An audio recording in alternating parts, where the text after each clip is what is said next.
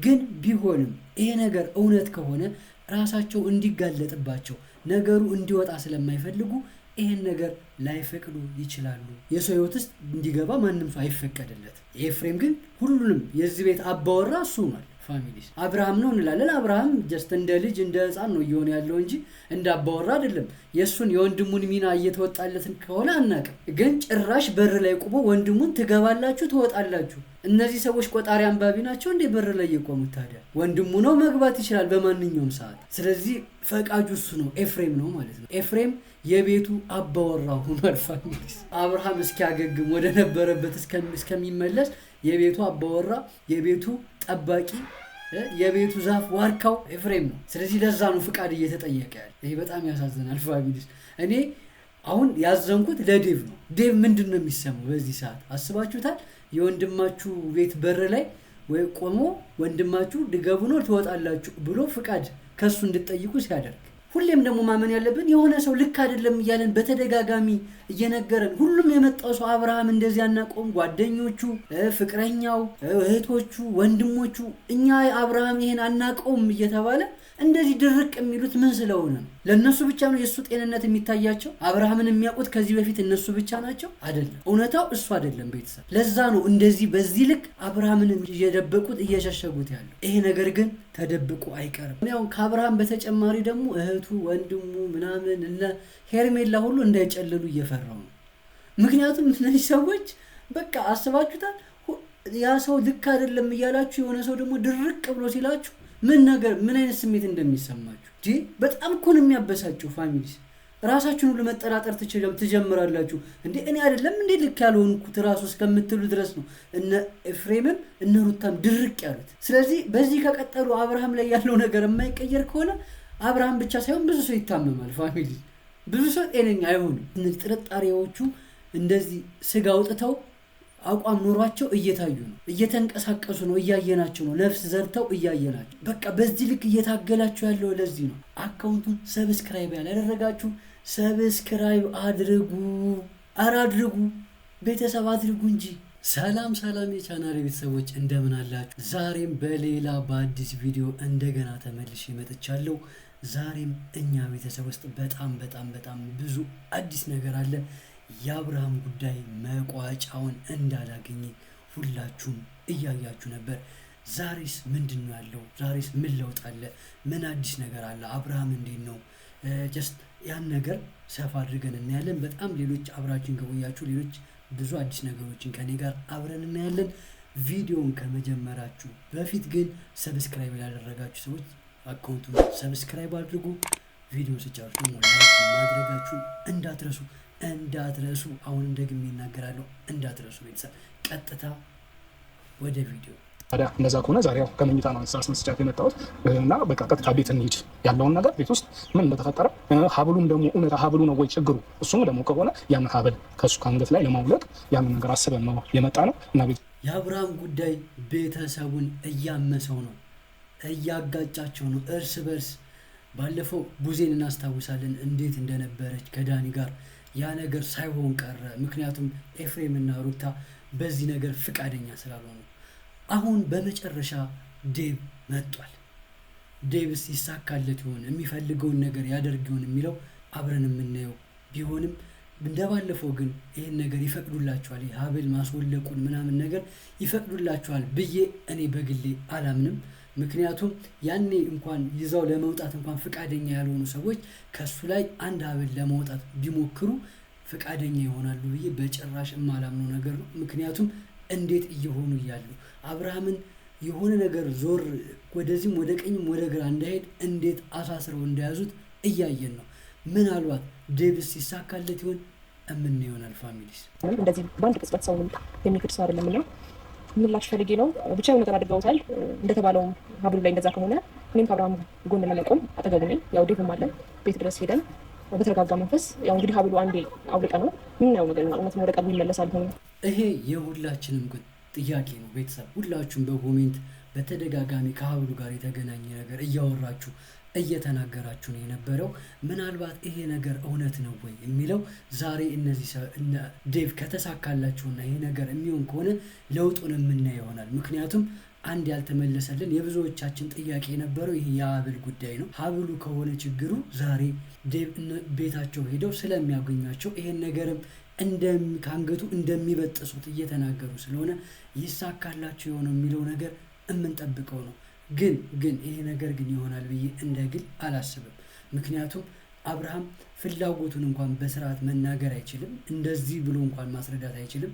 ጭራሽ ከራሱ ላይ የሆነ ነገር እንዲያነሱለት ደግሞ ይሄ ለዚህ ነገር ፍቃደኛ ይሆንላቸዋል በመጀመሪያ የሚለው ይሄ በጣም ትልቅ ጥያቄ ነው። ፍቃደኛ ይሆንላቸዋል የሚለው ለመመለስ እንኳን የሚመልሰውን ነገር ጠይቆ ነው የሚመልሰው። አሁን ሀብል አውልቅ ሀብል ማንሳት አለብህ ሲባል ይፈቅድላቸዋል የሚለው በጣም ጥያቄ ውስጥ ነው። ምናልባት ለዴብ ካለው ክብር ዴብ በተለያየ መንገድ ወደ አንደኛው አያዘነብልም። ሄርሜላ ትሁን ሩታ ትሁን የሚለው ነገር ላይ ብዙ ጊዜ እሱ የአብርሃም ምርጫና የተሻለውን ነገር እንዲመርጥና ሰላም እንዲሆኑ ብዙ ጊዜ የሚፈልገው። ስለዚህ እነ ሩታም እነ ኤፍሬምም ከወንድማቸው ጋር የተለየ ችግር አይኖርባቸውም ብዬ አስባለሁ። ግን ቢሆንም ይሄ ነገር እውነት ከሆነ ራሳቸው እንዲጋለጥባቸው ነገሩ እንዲወጣ ስለማይፈልጉ ይሄን ነገር ላይፈቅዱ ይችላሉ። አይ ስለ መምጣቱ ምን ጥቅም ነው? እሱ መምጣቱ ምን ጥቅም አለው? ምን ጥቅም አለ ማለት ሲጀምር አንተ ደግሞ ምን ከመጀመሩ እንደዚህ አይነት ነገር የምታወራ ዴቪስ መግባት ፈልጋችሁ? አይ መውጣት ፈልጋችሁ በቃ አንተ ገባና እሷ ትጣ እኔ ፋሚሊ ኤፍሬም እኔ ወንድማቸው እንደሆነ ነው የማውቅ። እንደዚህ ጠበቃም ሆኗል እንዴ ጋርድ ምናምን ሆኗል። ማን ነው የሚገባው ማን ነው የሚወጣው የሚለውን ሁሉ የሚወስነው እሱ ነው። እኔ የራሱ ህይወት የለውም እንዴ ሰው ራሱ የሚኖረው የራሱ ህይወት የለውም። እዚህ ጋር በመርመጥመጥ ምናምን ነው ህይወቱን የሚያስቀጥለው ማለት ይሄ ደስታ ይሰጠዋል። የሚያገኘው ነገር አለ፣ የሚከፈለው ነገር አለ። በዚህ ልክ እንደዚህ አይሆንም። የሰው ህይወት ውስጥ ወንድሙ ስለሆነ አይደለም ማንም ይሁን የሰው ህይወት ውስጥ እንዲገባ ማንም ሰው አይፈቀድለት። ኤፍሬም ግን ሁሉንም የዚህ ቤት አባወራ እሱ ነው። ፋሚሊስ አብርሃም ነው እንላለን። አብርሃም ጀስት እንደ ልጅ እንደ ህፃን ነው እየሆነ ያለው እንጂ እንደ አባወራ አይደለም። የሱን የወንድሙን ሚና እየተወጣለትን ከሆነ አናውቅም። ግን ጭራሽ በር ላይ ቆሞ ወንድሙን ትገባላችሁ ትወጣላችሁ። እነዚህ ሰዎች ቆጣሪ አንባቢ ናቸው እንዴ? በር ላይ የቆሙት ታዲያ ወንድሙ ነው መግባት ይችላል በማንኛውም ሰዓት። ስለዚህ ፈቃጁ እሱ ነው ኤፍሬም ነው ማለት ነው። ኤፍሬም የቤቱ አባወራ ሆኗል። ፋሚሊስ አብርሃም እስኪያገግም ወደ ነበረበት እስከሚመለስ የቤቱ አባወራ የቤቱ ጠባቂ የቤቱ ዛፍ ዋርካው ኤፍሬም ነው። ስለዚህ ለዛ ነው ፍቃድ እየተጠየቀ ያለ። ይሄ በጣም ያሳዝናል ፋሚሊስ። እኔ አሁን ያዘንኩት ለዴቭ ነው። ዴቭ ምንድን ነው የሚሰማው በዚህ ሰዓት አስባችሁታል? የወንድማችሁ ቤት በር ላይ ወይ ቆሞ ወንድማችሁ ድገቡ ነው ትወጣላችሁ ብሎ ፍቃድ ከሱ እንድትጠይቁ ሲያደርግ ኤፍሬም በይዞ በጣም ደፋር ሰው ነው። ምንም ነገር ያደርጋል ጉዳዩ አይደለም። እህቱን እንዴት ሲያደርጋት እንደነበረ ቡዜን እንዴት እንዳደረጋት እንደነበረ ጭራሽ ጀስት እኔ አላቅም። ሴት እህት አለው አይደለ? ሄርሜላም በዛ ልክ እንደዛ ሲሆን እንደዛ እያደረጋት ያለው እኔ የተለየ ነገር ካለው በግልጽ ይንገራል። ግን ልክ አይደለም። ይሄ ልክ አይደለም ፋሚሊስ። እኔ ወንድሜን ለማየት ነው የመጣሁት። አንዴ እኮ አስጨርሱኝ። እኔ ወንድሜን ለማየት ነው የመጣሁት። ሰሞኑን የማየው ነገር ሲጀመር ስልክ እየደወልኩኝ በፍጹም ስልኩን ማግኘት አልቻልኩኝም። እናንተ ጋርም ስልክ ስደውል ስልካችሁ ሊሰራልኝ አልቻለም። ይሄ እኮ ግልጽ ነው። አሁን ሁላችንም አረጋግጠናል ማለት አብርሃም የሄርሜላን ስልክ ብቻ አይደለም የሚያነሳው የወንድሙንም የእህቱንም የማንንም ስልክ ያነሳው። ስልክ ራሱ የሚሰጠው አይመስለኝም። አንዴ ልደውል ምናምን ብሎ ጠይቆ እንደ ልጅ ካልሆነ ወይም በሆነ ነገር ካልሆነ ስልክም ያለው አይመስለኝም ፋሚሊስ። ይሄ ነገር ልክ ነው ትላላችሁ? ልክ አይደል። ምክንያቱም አንድ ሰው ጤነኛ ነው ከተባለ ስልክ ኖሮት የተደወለለት የቅርብ ቤተሰቡ ወንድሙ እህቱ እየደወለች ስልክ የማያነሳበት ስልኩ የነሱ የማይሰራበት ከማን ሊደብቁት ነው? እነዚህ ሰዎች ምን አደረጉት? ወንድሙ ነው። ዴቭም ለሱ ህይወት ለሱ የተስተካከለ ህይወት መቃናት በጣም ብዙ ዋጋ እየከፈለ ብዙ ነገሮችን ለማስተካከል እየሞከረ የነበረ ሰው ነው። የሆነ ነገር እንዳያደርጉት ከሱ ጎኑና ስትታገል የነበረች እህቱ ነች። ምን አደረጉት? እሺ ሄርሜላስ ፍቅረኛው ስለሆነች እሷን ከሱ ለመከለል አስበው ነው ይባላል። እሺ እነዚህ ሰዎች ስልክ የማያነሱላቸው እንዲያገኟቸው የማይፈቅዱት ምን ስላደረጓቸው ነው? ስለዚህ የደበቁት ነገር ስላለ አብርሃም ጤነኛ እንዳልሆነ ስለሚያውቁ ትክክለኛ ቦታ ላይ እንደሆነ ስለማያውቁ ሁሌም ደግሞ ማመን ያለብን የሆነ ሰው ልክ አይደለም እያለን በተደጋጋሚ እየነገረን ሁሉም የመጣው ሰው አብርሃም እንደዚህ አናቆም፣ ጓደኞቹ፣ ፍቅረኛው፣ እህቶቹ፣ ወንድሞቹ እኛ አብርሃም ይሄን አናቆም እየተባለ እንደዚህ ድርቅ የሚሉት ምን ስለሆነ ነው? ለነሱ ብቻ ነው የሱ ጤንነት የሚታያቸው? አብርሃምን የሚያውቁት ከዚህ በፊት እነሱ ብቻ ናቸው? አይደለም። እውነታው እሱ አይደለም ቤተሰብ። ለዛ ነው እንደዚህ በዚህ ልክ አብርሃምን እየደበቁት እየሸሸጉት ያለው። ይሄ ነገር ግን ተደብቆ አይቀርም። ስጦታ ነው። ስጦታ ቢሰጥህም ሌላ ጊዜ ስጦታ ስንት ጊዜ ሰጥሃለች? ስንት ጊዜ ስጦታ ተሰጥቷል? ቀይረህ ታደርጋለህ እንጂ ሁለት አብላ አድርጋ አትሄድም። እኔ ይሄንን ሀብል ያደረኩበት የራሴ ምክንያት አለኝ፣ የራሴ ትርጉም አለኝ። ገባ? በቃ ስጦታን ያደረኩለት ምንም የተለየ ነገር አይደለም። ወርቅ እኮ ነው አይደል? እንዴ ምን ችግር አለው? ምንም የተለየ ምክንያት ኖሮሽ አይደለም ማለት ይሄ ነገር እኮ በጣም ቀላል ነገር ነው። እየጠየቃችሁ ያለው ሀብሉ እንዲወልቅ እየፈለገ ያለው ወንድሙ ነው። ምንም እንዲያደርግ ማዘዝም ማድረግም ይችላል ወንድሙ። ስለዚህ እናንተ ድርቅ ማለት ምንድን ነው? የተለየ ዓላማ ከሌላችሁ በስተቀር ይሄ ሀብል ወለቀ ተቀመጠ ምን አለ ይሄ እኮ ምንም ችግር የለውም። አብርሃም ማንም ሰው ሀብሉን እኮ የሆነ ስጦታውን እኮ አስቀምጦ ይወጣል። ስለዚህ ወንድማችን ልክ አይደለም፣ ወንድሜ ጥሩ ስሜት ላይ እንዳልሆነ እርግጠኛ ነኝ፣ ልክ አይደለም። ስለዚህ ሀብሉ ሊሆን ይችላል ብዬ እኔ አምኛለሁ። ስለዚህ ይሄን ሀብል አንሱት ማለት አውልቁት ማለት የአብርሃም ፍላጎትን መጠየቅ፣ የአብርሃምን ፍላጎት መጋፋት። አብርሃም አፍ የለውም እናንተ የምትናገሩለት። ስለዚህ ይሄ ማጓተቱ ምንድን ነው? በቃ ካልሆነ ነፃ ከሆነ እኮ ችግር የለውም። ምንም ለውጥ ካልመጣ ሌላ ችግር ሊኖር ይችላል። ግን የብዙ ሰው ጥያቄ ነው። ይሄ ጥያቄ መመለስ አለበት። ቤተሰብ ልጁ ከሁሉም ሰላም ነው። ምን የሆነው ነገር አለ? ኤፍሬም አልሰማኸኝም? አብርሃምን አንተ ድሮ ስታውቀው እንደዚህ ነው ወይ? አሁን ተረጋግቶ ልክ እኮ እንደዚህ ነው የምታውቀው አብርሃምን? ግዴታ ከሰው ልጆች ጋር መጣላት መጫወት አለበት እንዴ? ይሄ እኮ ነው በቃ ኤፍሬም እንቅፋት ነው። እንቅፋት እንደ የተቀመጠ እንቅፋት በቃ ድርቅ እንዴ ሰው 50 ጊዜ ተመሳሳይ መልስ ይመልስ። ተመሳሳይ መልስ ጤነኛ ነው ምን ሆነ? ከዛ ደግሞ ጠይቁት ተመሳሳይ ምንም እኮ ለውጥ የለውም እንዲህ እሱም የተጻፈለትን አይነት ነው መልሱ። ስለዚህ መረጋጋቱ ለኤፍሬም ብቻ ነው የሚታየው። ሰላም መሆኑ ለኤፍሬም ብቻ ነው የሚታየው። ሰላም መሆኑ ለሩታ ብቻ ነው የሚታያል። በጣም የተረጋጋ ደስተኛ መሆኑ የሚታወቃቸው ለነሱ ብቻ ነው። አያችሁ እነዚህ ሰዎች ለሱ በቃ ብቸኛና ለሱ አሳቢ ተቆርቋሪ እነሱ ብቻ ናቸው። ስለዚህ ማንም ሰው ጥያቄ ቢያነሳ ሰላም ነው። ያው የተለመደችው አለች አብርሃም መልስላቸው ይሄን አድርግ ይሉታል።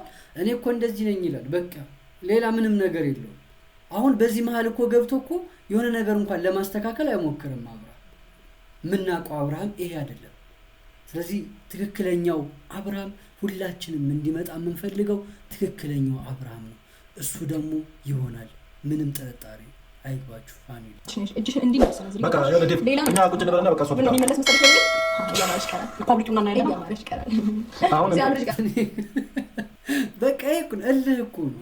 ገባችሁ? እነዚህ ሴቶች እልሃቸው ነው እንደዚህ እያደረጋቸው እልህ አለባቸው። በቃ ይሄ የመነጣጠቁ ከዛ እሷ ቅነጥቃኝ ነበር አሁን አስመለስኩ፣ ይችኛዋ ደግሞ ለምን ተነጠቅኩ። በመካከል ይሄ ልጅ በቃ መሀል ላይ እየተሰቃየ ያለው ቤተሰቦቹና አብርሃም። በዚህ ደግሞ ነፍሰ ጡር ነኝ የምትለው ሄርሜላ አለች። በዚህኛው የልጅ አባት ነኝ የምትለው ሩታ አለች። ስለዚህ መሀል ላይ ሆኖ በዚህም እየተጎነተለ ያለው አብርሃም። ይሄ የሆነው ደግሞ እሱ የሚጠበቅበትን ነገር እያደረገ ስላልሆነ አንተምታው አንተምታይ እኔ እንደዚህ ነኝ ይሄ እንደዚህ ነኝ ብሎ በትክክል ማስረዳት ስላልቻለ ይሄ ነገር ሁሉ ወጥንቅጥ ውስጥ እየገባ ያለው በዚህ ምክንያት ነው። ስለዚህ አብርሃም መናገር አለብህ። አብርሃም ወደ ቀልብ መመለስ አለብህ። በሉ ሁላችሁም ፋሚሊ፣ ሁላችሁም ኮሜንት ላይ ሀሳባችሁን አስቀምጡ። እኔ በስነ ስርዓት አይኔን እያየሽ ልትመልሽ ይችላል። የምታውቂው አብርሃም ይሄ ነው ወይ? ትናንትና የነበረው ትናንትና እንደዛ እንዴ? አብርሽ እኮ አንቺ ስታወሪ እንኳን እንደዚህ ጸጥ ብሎ አይቆምም ነበር አይደል? ዛሬ ምን ስለተፈጠረ ነው? ሰላም ሆኑ ምናምን ደብሯቸው እንዴ? ማለት ነው። ከአብርሃም በተጨማሪ ደግሞ እህቱ፣ ወንድሙ ምናምን እነ ሄርሜላ ሁሉ እንዳይጨልሉ እየፈራው ነው። ምክንያቱም እነዚህ ሰዎች በቃ አስባችሁታል። ያ ሰው ልክ አይደለም እያላችሁ የሆነ ሰው ደግሞ ድርቅ ብሎ ሲላችሁ ምን አይነት ስሜት እንደሚሰማችሁ እንጂ በጣም እኮ ነው የሚያበሳችሁ። ፋሚሊስ ራሳችሁን ሁሉ መጠራጠር ትጀምራላችሁ። እንዴ እኔ አይደለም እንዴ ልክ ያልሆንኩት ራሱ እስከምትሉ ድረስ ነው እነ ኤፍሬምም እነ ሩታም ድርቅ ያሉት። ስለዚህ በዚህ ከቀጠሉ አብርሃም ላይ ያለው ነገር የማይቀየር ከሆነ አብርሃም ብቻ ሳይሆን ብዙ ሰው ይታመማል። ፋሚሊ ብዙ ሰው ጤነኛ አይሆንም። ይሄ ግልጽ የሆነ ነገር ነው። ሁላችንም እያየን ያለው ነገር ሰላም አይሆኑም። ምክንያቱም እነዚህ ሰዎች ሆን ብለው አብርሃምን ብቻ ሳይሆን ሌሎች በዙሪያ ያሉ ሰዎች ሁሉ ተበሳጭተው ተስፋ ቆርጠው እንዲሄዱ ነው የሚፈልጉት። ለዛ ነው እንደዚህ ድርቅ ያሉት አልመለስ ያሉት። ቢጠየቁ ቢነገራቸው እያንዳንዱ ነገር ቢባሉ የሚሰሙ አይደሉም። ፋሚሊ ምንም አይሰሙ። መስሚያቸው ጥጦ ነው። እባካችሁ ስሙን፣ ኧረ እባካችሁ ስሙን እናንተ ሰዎች እንዴ ትንሽ አታስቡም? ለሰው ምናምን አትጨነቁ። ሰው በዚህ ልክ ለምን ራሱን ይወዳል? ሰው እኮ ራሱን መውደድ ብቻ ሳይሆን ለሰውም ማሰብ፣ ለሰውም ደህንነት፣ ለሰውም መልካም ነገር መመኘት፣ ለዛ ሰው ደስታውን መምረጥም እኮ ጥሩ ነው አይደለ? ለምን ሰው በዚህ ልክ ራሱን ይወዳል? ሁሉም እንደዚህ እየሆነ ያለው ራሳቸውን ወዳድ ስለሆኑ ይሄ ነገር እየተፈጠረ ያለው ለሰው እርስ በርስ ባለመተሳሰባቸው የራሳቸውን ስሜት በማስቀደማቸው ነው ይሄ ነገር ይሆን ያለው። የት ነው የምንወስድብህ? ቁጭ በል አንድ ጊዜ። የት ነው የምንወስድብህ? እናውልቀውና ሀብሉን እኔ አውልቄ ሊሆን እኮ ነው የምልህ። አላውልቅም ነው ያልፈልግም። ሲጀመር በቃ እኮ ነው በቃ የሩታዬ ስጦታ ነው። አይሆንም በቃ አያወልቀውም። እኔ እኮ ተናግሬያለሁ፣ አያወልቀውም። ምክንያቱም የሆነ ነገር እንዳለ አሁን በጣም ብዙ ነገሮች እየጠሩ ነው ፋሚሊስ። በደንብ ጥርጣሬዎቹ እንደዚህ ስጋ አውጥተው አቋም ኖሯቸው እየታዩ ነው፣ እየተንቀሳቀሱ ነው፣ እያየናቸው ነው። ነፍስ ዘርተው እያየናቸው በቃ በዚህ ልክ እየታገላቸው ያለው ለዚህ ነው። በቃ ይናገራል ስሜቱን። አሁን በቃ የአብርሃም ስሜት ነው ይሄ ነው ስንል ቀጣይ ቀን ሲመጣ ደግሞ ሌላ ብሶበት እናገኘዋለን። ስለዚህ ይሄ ነገር አሁንም ሌላ ድጋሚ ዴቭን መጥቶ ይሄ ነገር እየተሳካ አይደለም። ምንድነው የሚሆነው? ምንድነው መጨረሻው የሚለውን ነገር እምናየው ነው ፋሚሊስ። ለምን ችግር የለውም በቃ ከኔ ጋር ናቸው እንዳ ቆይ ፍሬም ካለው ነው ፍሬም ካለና በቃ ይሄ ነው እውነታው ፋሚሊስ። ይሄው ኤፍሬም ካር ካልሆነ አይወጣም። የዛሬው ቪዲዮ እንደዚህ ድብልቅልቅ እንዳለ ተጠናቋል ፋሚሊስ። በቀጣይ ቪዲዮ እንደገና ተመልሰን እንገናኛለን። አካውንቱን ሰብስክራይብ ያላደረጋችሁ ሰብስክራይብ አድርጉ፣ አድርጉ፣ ቤተሰብ አድርጉ እንጂ በጣም ቀላል ጠቅ። ይመቻችሁ። ለማንኛውም